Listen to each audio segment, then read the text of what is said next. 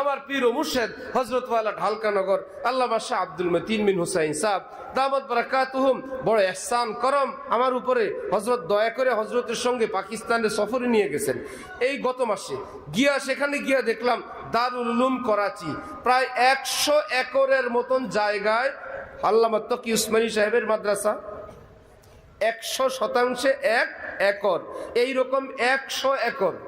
কিসের গণভবন আর কিসের বঙ্গভবন, কিসের প্রেসিডেন্ট প্রাসাদ, তার চাইতে আর হাই সিকিউরিটি দিয়ে ঘেরাও করা, ভিতরে মনে হয় দুনিয়ার একটা ব্যস্তখানা, এত সুন্দর পরিপাটি, এক একটা রাজপ্রাসাদ তালেবে ইলমদের জন্য।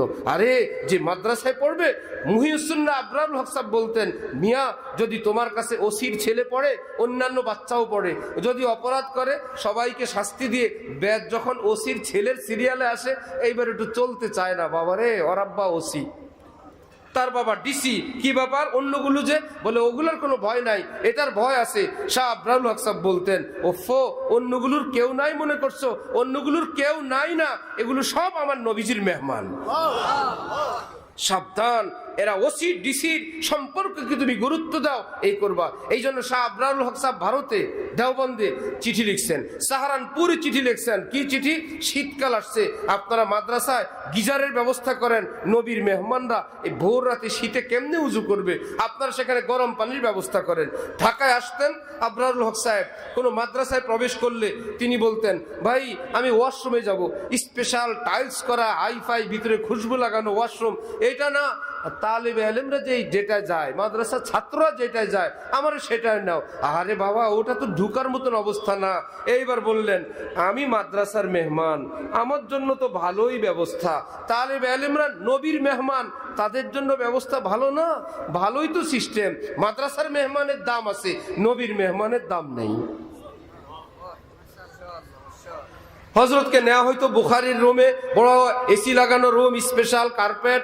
अच्छा क्या है यहाँ बुखारी जो किताब है ये पढ़ाई जाती है हजरत, दर्सगाह है, बहुत बड़ी खुशी की बात है। हाँ भाई चलो, दरसे कुरान कहाँ है,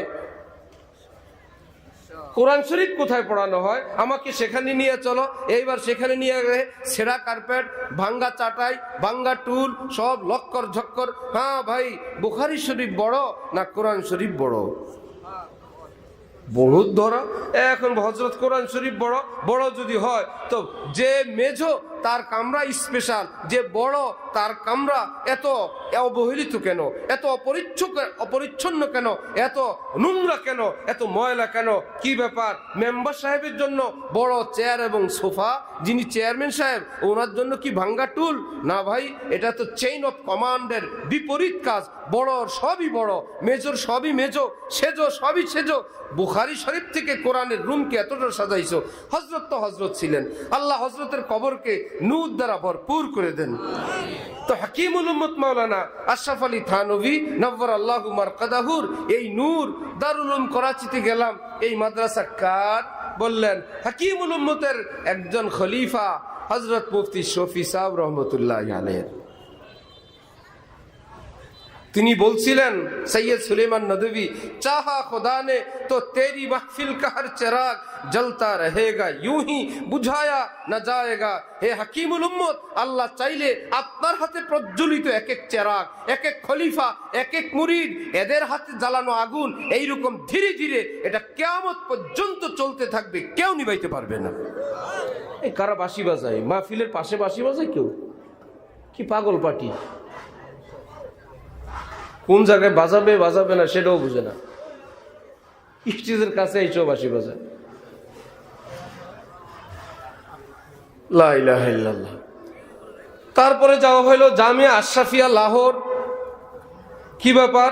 বললো জামিয়া আশরাফিয়া লাহোর কার? আশরাফকে বললো হাকিমুল উম্মত মাওলানা আশরাফ আলী থানভী। আরে এত বিশাল মাদ্রাসা কে করছেন? বলে হযরত মুফতি মুহাম্মদ হাসান আমৃতসরী রহমতুল্লাহি আলাইহি। আল কালামুল হাসান কিতাব যিনি লিখছেন, বিশাল বড় জামিয়া, কে? হাকিমুল উম্মত হযরত থানভী, একজন খলিফা।